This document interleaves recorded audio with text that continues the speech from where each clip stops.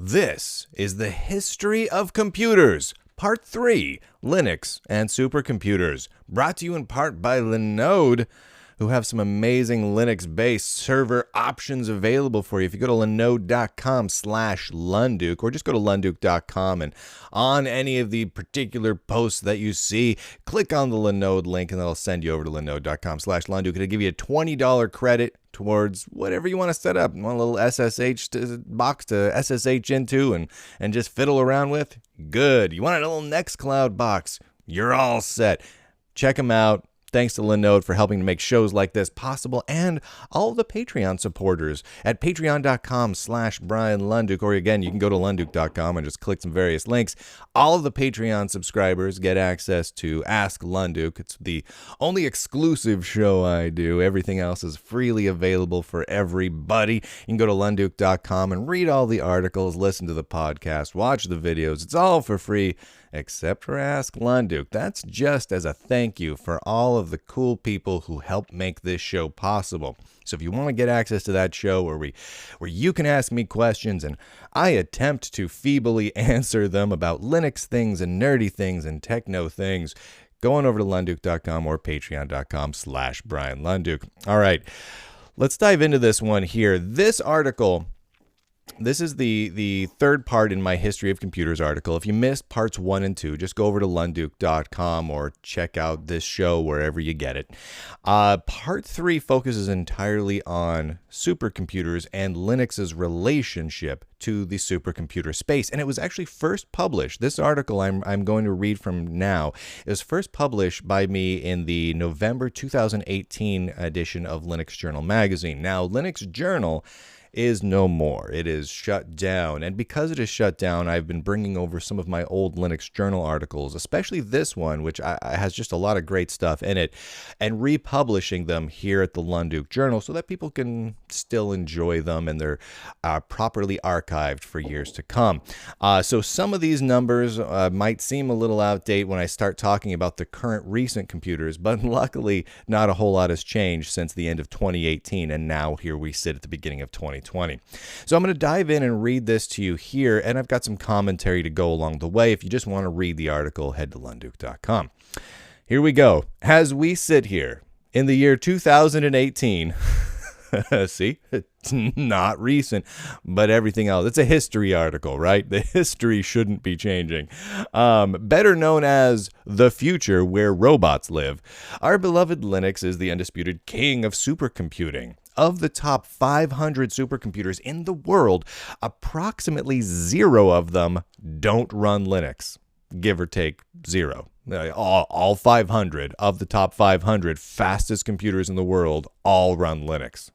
The most complicated, powerful computers in the world, performing the most intense processing tasks ever devised by man, all rely on Linux. This is an amazing feat for the little free software kernel that could, and one heck of a great bragging point for Linux enthusiasts and developers across the globe.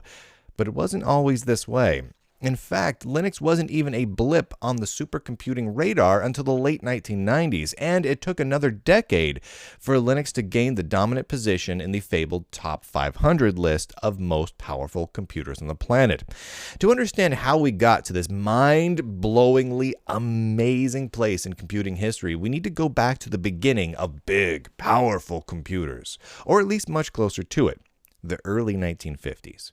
To put this in context, the time period we're talking about, Tony Bennett and Perry Como ruled the airwaves. The Day the Earth Stood Still, great movie, was still in the theaters. I Love Lucy made its television debut, and holy moly, does that feel like a long time ago. In this time, which we've established was a very long time ago, a gentleman named Seymour Cray, whom I assume commuted to work on his penny farthing and rather enjoyed a rousing game of hoop and stick, designed a machine for the Armed Forces Security Agency, the AFSA, which only a few years before, in 1949, was created to handle cryptographic and electronic intelligence activities for the United States military. This new agency needed a more powerful machine, and Cray was just the man hoop and stick or not, to build it. Now, I don't have any knowledge that he actually rode a penny farthing or played hoop and stick, but it was so long ago, I just simply assume. For those of you watching the video version or going to read the article, you can see a cool picture of Seymour Cray, the father of the supercomputer. Cool dude, real cool dude. So this resulted in a machine that was known as the Atlas II, weighing in at a svelte 19 tons. Yeah, 19 tons. The Atlas II was a groundbreaking powerhouse, one of the very first computers to use random access memory, also known as RAM, in the form of 36 Williams tubes. And if you don't know what those are cathode ray tubes, like the old ones in old CRT TVs and monitors, capable of storing 1,024 bits of data each. Now, if you do the math on that, that's not exactly multiple terabytes of RAM here. In 1952, Cray requested authorization to release and sell that computer commercially. The Armed Forces Security Agency agreed to the request so long as a few super special, super secret instructions were removed that they felt should not be in the hands of the public. Right? Because this was designed for cryptographic reasons for the armed forces. They didn't want to have some of the special sauce getting out there, so to speak. The result was the UNIVAC 1103, released at the beginning of 1953, ushering in the era of supercomputers. The UNIVAC 1103 was the granddaddy. And with that, the whole supercomputing industry was born. Just as a side note, the Armed Forces Security Agency, it still exists. Kind of. Nowadays, you might recognize it by a more familiar name, the National Security Agency. That's right. We can credit the NSA for helping to kickstart supercomputing. That's not a joke. If it weren't for the NSA, or really its precursor, the supercomputing industry would not have gotten off to the start it did, and Cray would not have gotten that opportunity. It's a pretty amazing thing.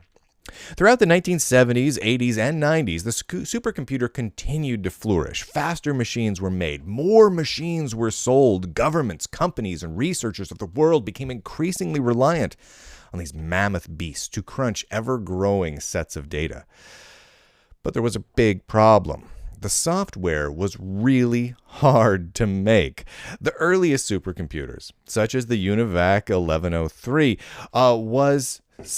used simple time-sharing operating systems, often ones developed in-house or as prototypes that ended up getting shipped, such as with the adorably named Chippewa operating system. It's a real thing. It was a prototype that actually ended up getting shipped with it. And this is just a side note. The Chippewa operating system was developed in the town of Chippewa Falls, located on the Chippewa River in Chippewa County. That little 11,000 person town in Wisconsin was the birthplace of Seymour Cray and arguably the birthplace of supercomputing. That's pretty massive. I mean, little tiny town in Chippewa County on the Chippewa River next in the town of Chippewa Falls. That's where supercomputing comes from. It's very cool. Again, those of you watching the video version here is the UNIVAC 1103 from the Flight Propulsion Laboratory at NASA. And oh my gosh, is that a gorgeous looking computer. Oh man, I kind of just want to design my computer desktop areas to just look kind of like that. That is just, I like that a lot. As time went on, the engineering investment required to develop, test, and ship the operating system properly and the corresponding software stack for these supercomputers was, in many cases, taking longer and costing more, in some cases significantly more, than the creation of the hardware itself. Obviously, things needed to improve. For many years, the solution came in the form of licensing and porting existing Unix operating systems. This brought with it a large catalog of well-tested, usually, and well understood, sometimes, software that could jumpstart the development of task-specific software for these powerhouse machines. This was so popular and successful that Unix variants, such as Unicos, a Cray port of AT&T's Unix System 5, dominated the supercomputing market to an extreme degree. Out of the 500 fastest machines, only a small handful, less than 5%, were running something other than Unix. Just as a side note, Unix System 5, or System V, depending on how you want to say it, originally by AT&T, was a key component of the infamous SCO lawsuits relating to Linux. And Richard Stallman is also once quoted as saying System V, and I quote, was the inferior version of Unix. So, as great as all this was, it wasn't ideal. Licensing fees for licensing Unix were very high. The pace of advancement was slower than it should have been. The supercomputing industry was geared up and ready for a change. That change started in June of 1998 in the form of Linux. Also known as the Avalon cluster, the world's very first Linux-powered supercomputer was developed at the Los Alamos National Laboratory for the comparatively tiny cost of $152,000. And what you see here is a picture of Michael Warren, a theoretical astrophysicist that was instrumental in this the Avalon cluster. And behind him, and the reason I'm really including that, Michael Warren, dashing-looking man as he is, behind him are the individual Avalon nodes. They are just simply big beige desktop powers circa the late 1990s that you would expect. Just rows and rows of them, all connected together as nodes. So this Avalon cluster was composed of a cluster of DEC alpha computers, 68 cores in total, and powered by 531 megahertz EV56 CPUs. This Linuxy beast pumped out a whopping 19.3 gigaflops, just enough to help it debut as the 314th most powerful computer on Earth.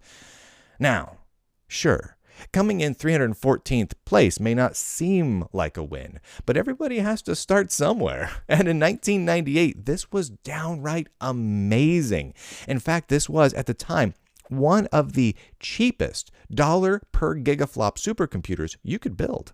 That price to performance ratio grabbed a lot of attention among research labs and companies on very tight budgets, for obvious reasons. With that single system, Linux made a name for itself as the, and I quote, poor man's supercomputer system, which is much more of a good thing than it sounds like, resulting in multiple organizations investing in Linux-based computing clusters almost immediately. Within 2 years, by around the year 2000, there were roughly 50 supercomputers on the top 500 list powered by our favorite free software kernel. From 0 to 10% of the market in 2 years. I'd call that one heck of a big win. Thanks in large part to that little cluster of DEC alphas in Los Alamos. Until you have a good case study, a good example of how something can be successful, it's really hard for something to take off. And the Avalon cluster was a successful case study. If you ever want a lesson at how quickly, just how utterly fast an entire industry can change, look no further than the supercomputing space between 2002 and 2005. In the span of 3 short years, Linux unseated Unix and became the king of the biggest computers throughout the land. Linux went from roughly 10% market share to just shy of 80% in just 3 years. 10% to 80% in 3 years. That's a complete upheaval. Think about that for a moment. Right now, it's 2018. Okay, when I wrote this, it was 2018. It's now the early 2020. And I say here, imagine if in 2021, just 3 years from now. Okay, so let's pretend we're 3 years from now. So let's pretend I'm saying imagine if it's 2023. Linux jumped to 80% market share on desktop PCs, and Windows dropped to just 10 or 20%. Besides being fun to imagine, sure brought a smile to my face. Brought a smile to my face back in 2018 when I wrote it. Brings a smile to my face now. Besides that, it's a good reminder of just how astoundingly volatile the computing world can be. In this case, luckily, it was for the better. At least I think so. As amazing as 80% market share was, Linux clearly wasn't satisfied. A point had to be made. An example. A demonstration of the raw power and unlimited potential of Linux must be shown to the world, preferably on television, with Alex Trebek. In 2011, Linux won Jeopardy! Well, a Linux-powered supercomputer at any rate. Watson, developed by IBM, consisted of 2,880 Power 7 CPU cores running at 3.5 gigahertz with 16 terabytes of RAM. Again, this was in 2011. This was, 9 years ago, and holy smokes, it was a beast. Powered by a Linux-based system. In this case, it was SUSE Linux Enterprise. Later versions of Watson modified SUSE Linux Enterprise and rebranded their operating system, but it was still Linux. And it easily beat the top 2 Jeopardy champions of all time in what has to be one of the proudest moments for Linux advocates the world over. News articles and TV shows across the land promoted this event as a man versus machine showdown, with the machine winning. Watson had enough horsepower to process roughly 1 million books every second. That's a lot of books in very few seconds, with advanced machine learning and very low latency, allowing it to prove that it was far superior to humans at trivia games on TV. Yet despite that overwhelming show of intellectual force, Watson never actually made the list of the top 500 supercomputers. Crazy, right? In fact, it never even was close, falling significantly short of even the slowest machines on that illustrious list. If that isn't a clear sign of our impending enslavement by our computer overlords, I don't know what is. I suppose we can take some solace in the fact that it's running Linux, so there's that. I mean, think about that. This machine that bested, in at least in a trivia game, the top minds of that game, still wasn't a supercomputer. I mean, not a top 500 supercomputer. It was a supercomputer, but it wasn't that top 500 list, right? So the top 500 lists were way faster. And yet, the massive speed of Watson still allowed it to do that amazing stuff. It's mind-boggling. So, flash forward to somewhat recent. Are you running, personally, Red Hat Enterprise on your servers or your workstations? How about Fedora or CentOS? Well, if so, you're in really good company, really crazy over-the-top good company. As of November 2018, the fastest computer in the world, by a lot, IBM's Summit, runs Red Hat Enterprise, and at least as of 2018, it ran version 7.4. And here's a picture of IBM Summit. Oh, man. I mean, compare and contrast that to the Avalon cluster. A bunch of gray and beige boxes stacked together. And then here's this super crazy, wicked design with cool angles and colors and whatnot on the Summit. I mean, it's nuts. I mean, the fact that they put massive amounts of design work, visual design work, into these supercomputers just makes me giggle. All right, so when I say the fastest computer, that is perhaps a bit of an understatement here. This machine clocks in at more than 143 petaflops, 50 petaflops faster than any computer ever built. In fact, it is more than 7.4 million times faster than that first Linux supercomputer, the Avalon cluster. Think about that for a second. The Avalon cluster, which was not that long ago, was on the top 500 list for the most powerful computers in the world. This Summit machine is more than 7.4 million times faster. Whoa. Just as a side note, this article, originally written in 2018, as of the most recent top 500 list from late 2019, they haven't done the 2020 yet, IBM Summit remains the fastest supercomputer in the world. In fact, the top 3 are all exactly the same as they were about a year and a half, 2 years ago. To give this a visual, just to put this all in perspective, if the Avalon cluster is represented by walking slowly at 1 mile per hour, so let's say I'm the Avalon Linux cluster and I'm walking along the sidewalk. I'm an old man I got my walker and everything, and I'm moving at 1 mile per hour. IBM's Summit supercomputer would be walking to the moon in 2 minutes. I think this is probably a good point to insert some sort of "but can it run" crisis joke. I wrote this in 2018, and that joke, "can it run" crisis, was long in the tooth in 2018. And in 2020, I think it still is. But probably in the next 2 to 3 years, that joke will simply be so retro that it will become cool again. So I'm just going to leave it. All right, so Summit is composed of 4,356 individual nodes connected to each other using Mellanox dual-rail EDR InfiniBand, each powered by dual Power 9 22-core processors and 6 NVIDIA Tesla V100 GPUs. The total power draw, 8,805 kilowatts. Yeah, you probably don't want to run the microwave with this bad boy turned down. You might pop a fuse. As crazy as that power consumption number is, the IBM Summit, which currently sits at the Oak Ridge National Laboratory, uses roughly half, that's not a joke, of the power of both of the next 2 supercomputers behind it. IBM's own Sierra in spot number 2 and China's number 3 ranked Sunway Taihu Lite, both of which are nearly tied in performance. The Sunway Taihu Lite is also Linux powered using Sunway's in-house developed Raise OS and clocks in at a whopping 93 petaflops.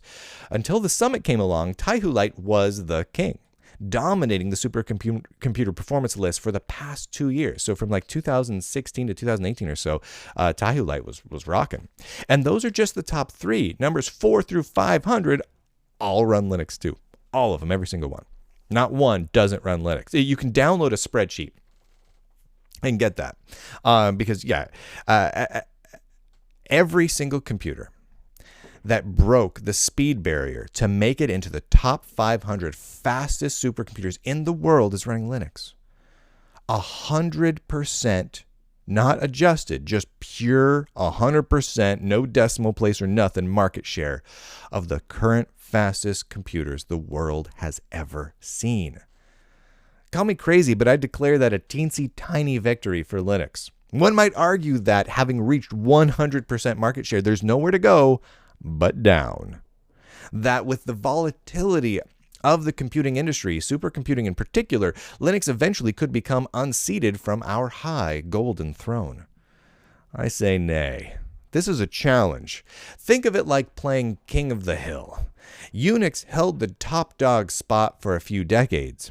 I bet we, in the Linux world, can beat that record.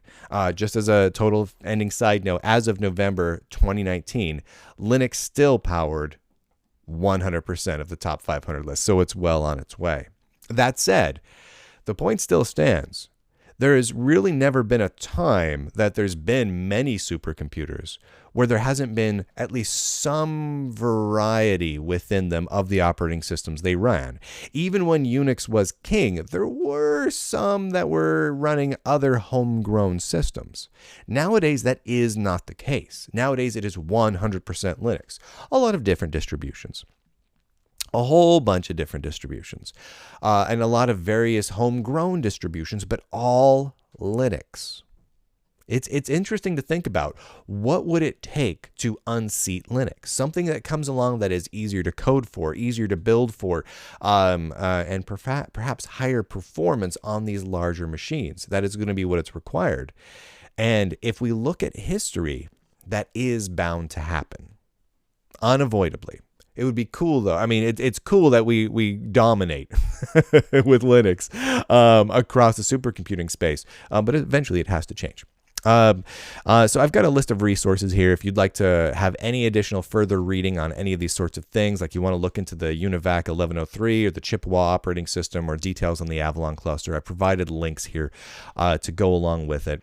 So there you go. This was part 3 of the history of computers. Part 4, we're gonna change gears a little bit again, and we've got a lot of history to get through, because I'm gonna tell you straight up, The history of computing is absolutely fascinating. We haven't even really gotten into some of the personalities involved, because there are some truly amazing people involved. If you would like to support this show, head on over to Lunduke.com. There's a support the Lunduke Journal down there on the left-hand side, and at the very bottom of all of the articles that will take you over to Patreon, and you can subscribe for $2, whatever. And because of that, you get access to Ask Lunduke, where you can ask me questions about Linux, about computing history, about retro computing, all sorts of things. And I answer them each week with an unscripted show where I answer all of those. And that's just for all of those Patreon supporters. And again, thank you to Linode for